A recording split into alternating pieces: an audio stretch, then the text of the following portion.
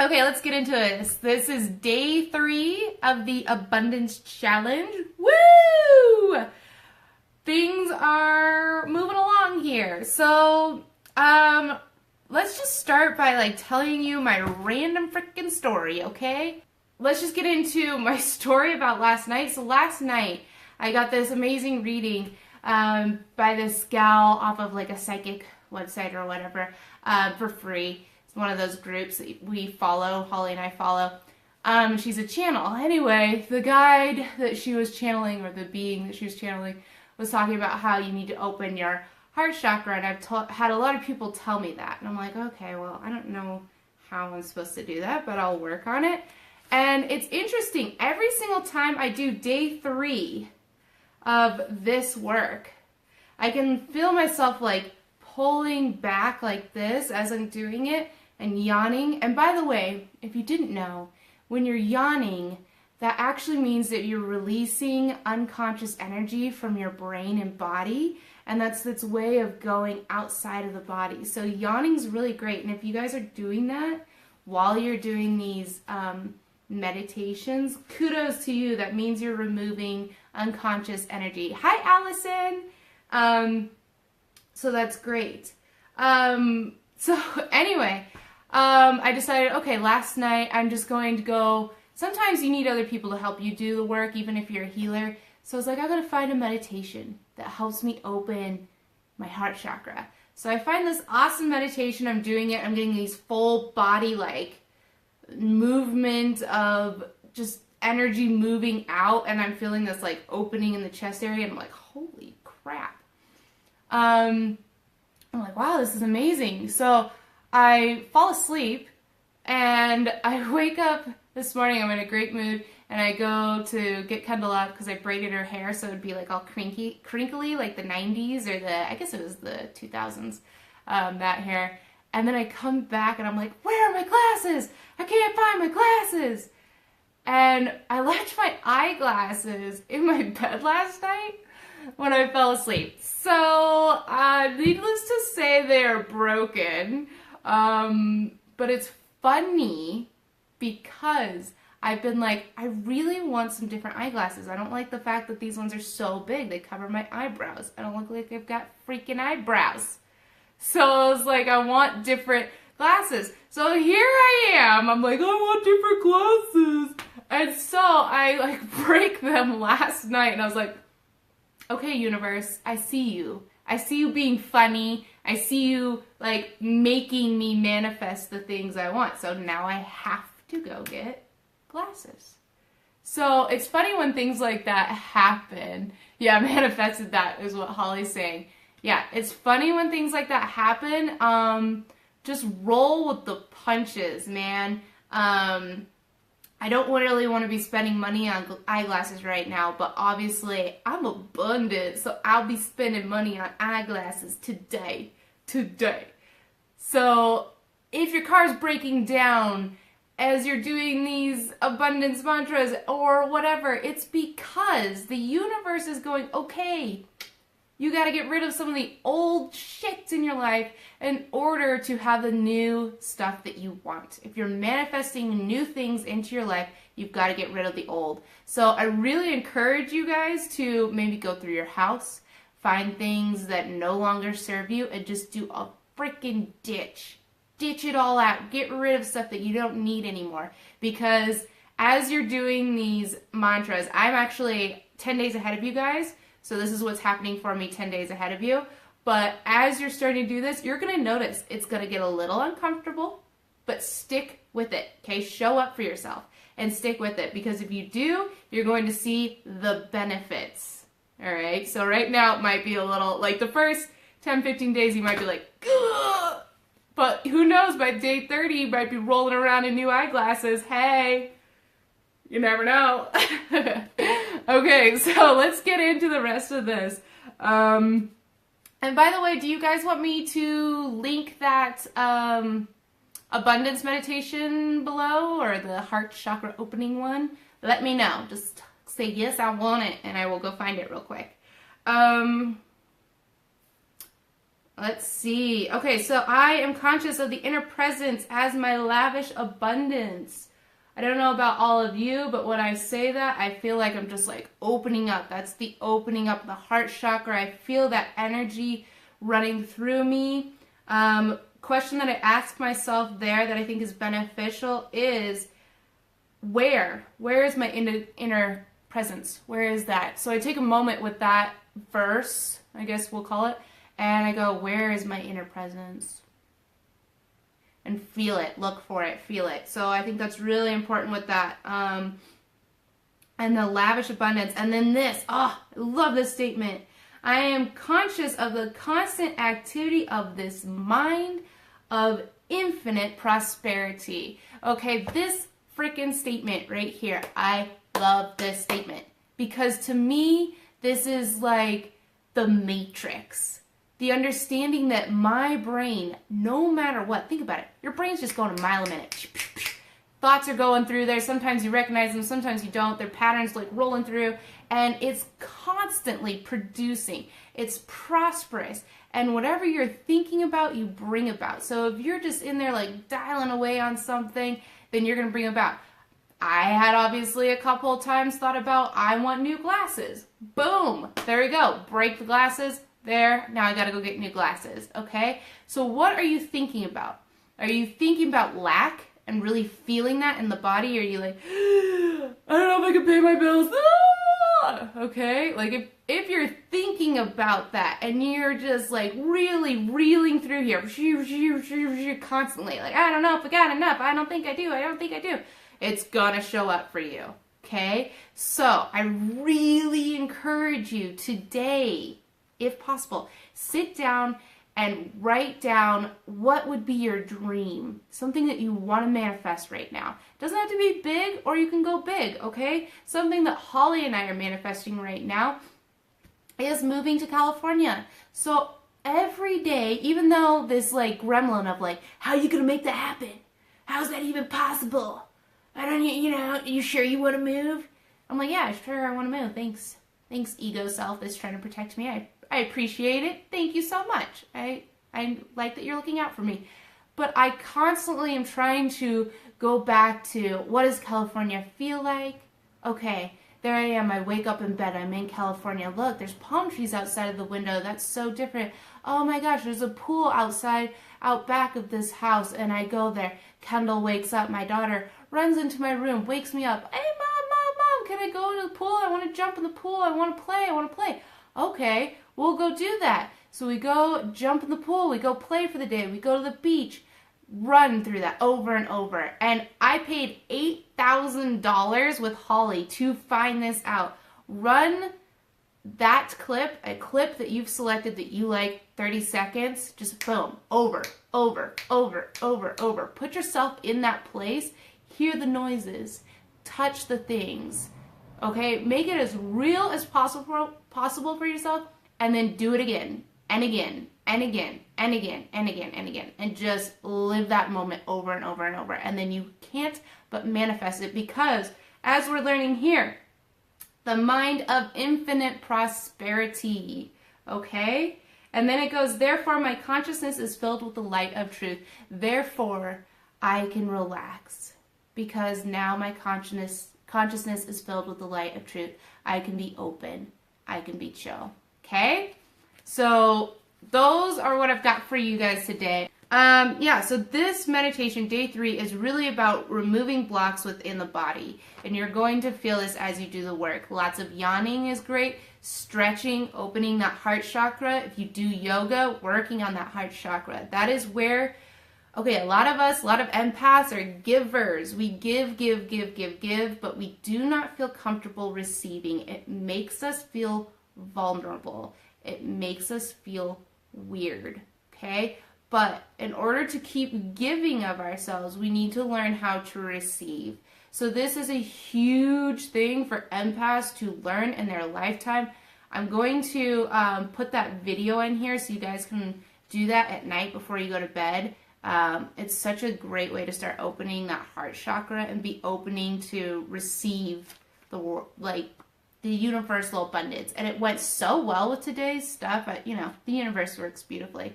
So my notes from day 3 were basically that, and that I had a couple dreams that night where I was really working through the muck, the, like, you know, all the just junk that you're trying to get through in life. And if you're, it's funny because Holly and I were like in this dream, we were hanging out and we're looking really like superstars, and we've got Ferraris behind us, and we're going in to see a private concert with Kaleo. And then at some point the dream shifts and I'm out back trying to like battle these people, and it turns sepia colored and murky and gross and stuff. And I was like, oh, okay, what I take from this dream is that I'm still working on removing some old thought patterns that don't belong to me anymore. Removing the gunk, the stuff that doesn't work. So you guys might notice, and this is, I really recommend this, when we do our Journey to Self, anyone that joins our Journey to Self program, we always tell people to start writing down their dreams every single day, because that's where your subconscious mind is open, and it's telling you what Spirit has to tell you and the work that you need to do while you're here and in reality. So I would start writing down your dreams in the morning and see how they relate to your work that you're doing here in the Abundance Challenge. But anyway, yeah, just really, this is a fun day of just breaking through and starting to notice how much is coming into your physical body and being open and ready for abundance. So I'm going to really quickly, hang on.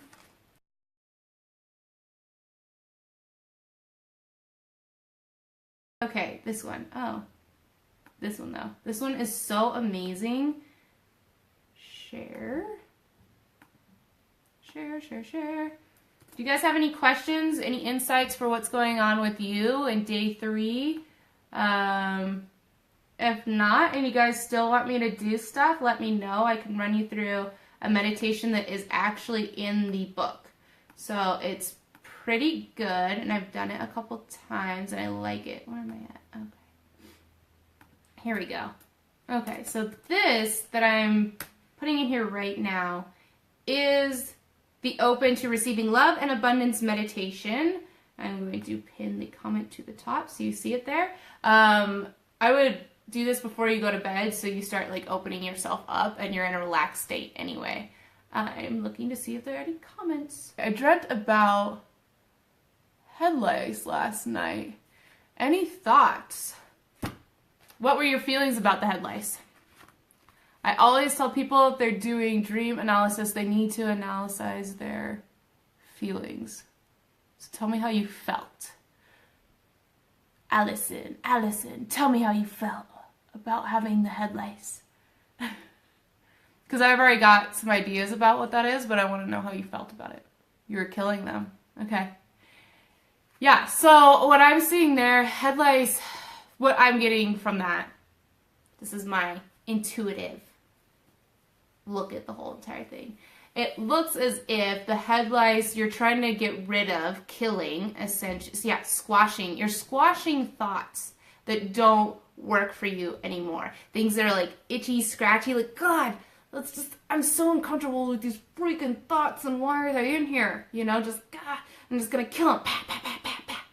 So I would say you're doing, especially you're doing this work, right now you're squashing old thoughts, old things that have been in there that don't work for you anymore, and that have been irritating you actually for quite a long time. And now you're getting the consciousness to see them and see that they're there. It's like before you didn't even realize they were there, and then you kind of like started realizing they were there, and it was a little like uncomfortable, and now you fully see that they're there, and you're like, F them, crushing you. So that's what I see with that. Crushing old thoughts, old bugs, things that don't work for you anymore. Let me know if that rings true. That feels good. Feels like I'm on point. Any general feelings? Are you liking this so far? Since I've been doing the work, I've been a lot more observant of thoughts and emotions instead of reacting to them like usual. Awesome, Regina. That's amazing. Yes. Becoming more conscious of your awareness of these things. Yeah, that's amazing. That's what creates your reality, thoughts and emotions. First you have the thought, which then creates the emotion, and then it penetrates out there into the universe. It's pah, and then it brings itself right back to you. So whatever they say, whatever you put out, you get back. So now you're becoming conscious of that fact, and this work is really about becoming conscious of what you're putting out, because that's what you're getting back. So that's great. Also, Louise Hay's affirmations. She looks like a doll. Motivational author. I've heard of her before. 40 minutes every day to change your life forever. Cool. I am definitely going to look into her. The other person you might like is Byron Katie. I will put that in here. She deals a lot with this. Where is it? Okay.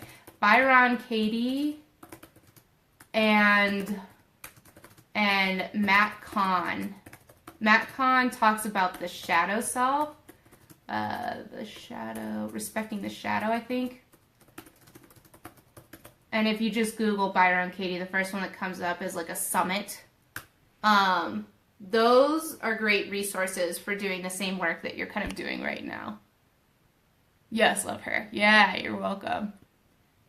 Matt Kahn. I put it up above. It's Kahn. Yeah, there you go. And really, I haven't done much else because his work is about an hour long on YouTube.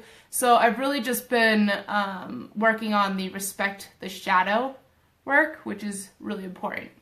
So I would go over there and do that. That's acknowledging when we have negative feelings inside of us that there's this shadow self within, and acknowledging it, accepting it, and thanking it for being there, rather than so many of us try to destroy it with like Reiki bolts, or we try to get in there and not feel our feelings because society has told us that it's not okay to feel what we feel. So we suppress, and then of course at some point it's like rages out. So it's really respecting that inner shadow and learning how to work with it rather than against it.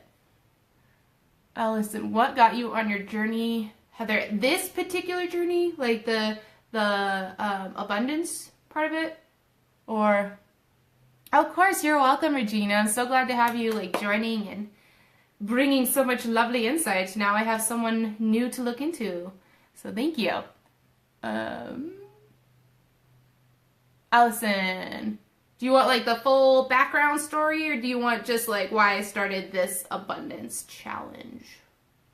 Let me know, because one's a lot longer than the other. Ooh.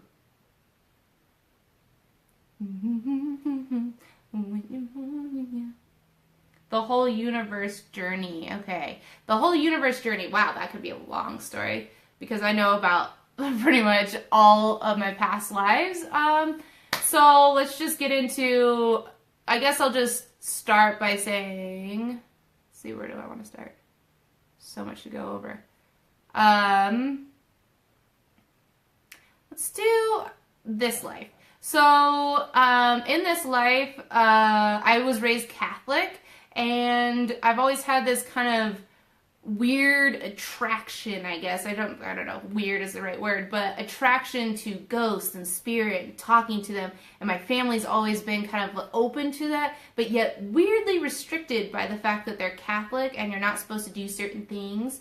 And so around age 21, after I had my daughter, I was in a relationship with someone that was not, was a karmatic relationship, let's put it that way. And I had really given everything I possibly could to this relationship, and I just felt totally empty, and I was not receiving nor indicating what my needs were. And I was just kind of hanging on by the skin of my teeth, and I had lived at my parents' house, and then I was now living at his house in the basement. It wasn't the ideal situation. I was just trying to get through college. I was in my last year, I think, there, trying to finish that up. And we had been together for 5 years. We were high school sweethearts. So I was like, oh, I can make this work, even though we had broken up 2 or 3 times before. I was like, we'll make this work. It's fine. I'm going to force this situation to be okay. And at one point, Holly was about 18. She had a 4Runner. She was getting onto a ramp here in Colorado, and she hit black ice. And the vehicle started going out of control. She overcorrected and then flipped the vehicle on a highway. And the underbelly was showing to oncoming traffic. Luckily, someone was there in time to help pull her and her friend out of the car and get them to the other side safely. Her car ended up getting hit like 3 times, and then finally, the crushing blow was from an RTD bus going way too fast in the fast lane. Hit her car, and moved it a football field. I mean, the thing looked like a scorpion. It was like all bent and backwards. It was crazy. So while that is all happening, I'm sleeping over at my boyfriend's house, and I wake up, and I'm like panicked, freaked out. I mean, I'm still getting chills talking about it. Just totally freaked. I get up out of bed. I'm like, maybe there's something wrong with the kid. I need to look, So I'm, thinking sudden death, infant syndrome. Ah! And I'm like, okay. So I run in and check her. She's totally fine. And I cannot relax. I mean, I am pacing the living room area just in a total panic. He's asking me like, what's wrong? What's going on? What's going on here? And I'm like, I don't know, but something is wrong. Something is not okay. And all I could feel was like this darkness energy around me, and I was totally freaked out. And that's when I got a call. Bam, right away. Got a call from my mom. She's crying. I immediately start crying because I know something's wrong anyway. And now she's confirming there's something wrong. So I'm like, who is dead? Who's dead? I'm waiting to hear the news. Because I gotten this call a couple times before from her with grandparents dying, great-grandparents, and things like that. So I was like, I know someone's dead. And she's like, it's Holly. And I was like, fuck. Like, no freaking way. It cannot be. And she's like, the police came and got me. They said she'd been hit by a bus, but she's okay. And I'm like, what? Of course I'm crying as I'm saying, what? And yeah, so I'm like floored, freaked out, can't really sleep. I know that she's okay. They had gone and gotten her. My parents had. And that was the wake-up call. That was like, get your freaking shit together. Why are you living here with this person that you've given everything to but is giving you nothing back? A narcissistic relationship? Why are you trying to make this happen when it's just not going to happen? And yet some of the people that you care about the most, you're not involved in their lives, because Holly and I weren't really like friends even at that point in our lives. And I was like, okay, I gotta mend this freaking relationship with us. I gotta start like reaching out. We know that we're interconnected. This is ridiculous. We've got work to do. That was like, boom, you got work to do. Holly started meditating all the time. I was a little bit slower. I was still trying to make this relationship with my ex work out. We ended up moving into an apartment together. I move out within a month. He's out sleeping around with other people and staying out and doing crazy stuff. And I'm like, no, that's it. I'm done. So I moved back into my parents' house. And the night that I moved back into my parents' house, I'm just depressed. I've gone through this deep depression. I feel like I've literally lost everything and just really suck at life. Basically, I was like, why couldn't you make that work, Heather? Why couldn't you? You're a big failure. Now you have a kid, and you just graduated college, but now you've got a kid on your hip, and you've got stuff you've got to do, and you're living at your parents' house. How lame. That wasn't my ideal image of what was going to happen in my life. So, of course, then you start beating yourself up about that. But I walked in that night, and I'm crying, of course, because I'm upset about everything, and the smell that came into the room was the smell of my grandparents' house. And you know how places have distinct smells? And I was so comforted in that moment. And I was like, ooh. And that's when I started opening up to channeling. My ex's grandma that I've been really close to, I started talking to her because she had died, and that's what spurred a lot of his behavioral things. And I was really close to her, so I started channeling and talking to her and started talking to spirits and really got into a lot of things. And then my mom decided to take me and my daughter on a vacation down to Sedona. And while we were down in Sedona, of course Sedona is a magical place, but we ended up getting a reading from a very amazing Native American woman who's super in touch. And we're still in contact with her today. And she just, boom, so freaking on it, so to the T with both my mom and I. At first we were like, I don't know if we should get a reading. Then we did, and we were changed our world. That was it. She was like, go watch The Secret, go do this, go do that. And that just started spurring me on my path to doing stuff and waking up and doing my work. And Holly and I have been doing work together now for, the whole entire family has, actually, our whole family. But Holly and I have been really close for the last 3 years. And her and I have been doing some incredible work because we've been sisters in so many lives, and we're dang near the freaking same soul, if not the same soul, just reincarnated into 2 bodies. And so when we do our work, it's insane. Yeah, now you're awake, you can't go back. You don't want to go back. Who wants to go back? It was boring. It was a lot harder too, right? But yeah, when you're awake, you can't go back. When you decide to take that plunge and like go for it, it's there, and your work is accelerated massively. And it gets to a point where you do the work on yourself. You got to heal yourself first, and you start healing others. And that's why we have our program. It's called Journey to Self, and it's basically an 8-week boot camp for empaths, for people that are ready to awaken or on the like cusp of already awakening, and need the skills and tools to go ahead and start healing themselves intensely. And then we have a longer graduate program with a certificate in healing that we do for people that are like, yeah, this is my life, this is my journey, I'm going to heal other people and spread this light and spread this passion.